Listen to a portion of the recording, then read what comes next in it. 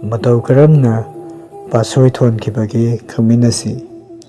Maidingu hongnem yoi khunjau na kambong chanu khumal leima shadingan bi koirami Mabungo lakani hairamba numit aduda leima shadingan bina ahing nung shoibada sada thaktana mingsel khangduna mathang lenbu ngaijebada laktraduna nung hek nganbada mapanda thoratuna lakpara yenglammi mapam thangdana mi kaunaba adu kabong na tengthabada numitpu tumit kawi thorakpabu pathaba hainai numit thoraklabada phawba mathanglen lakpidre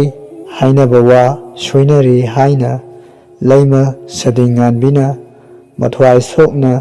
nauroi rami haibagi mafam adu pasoi kaunaki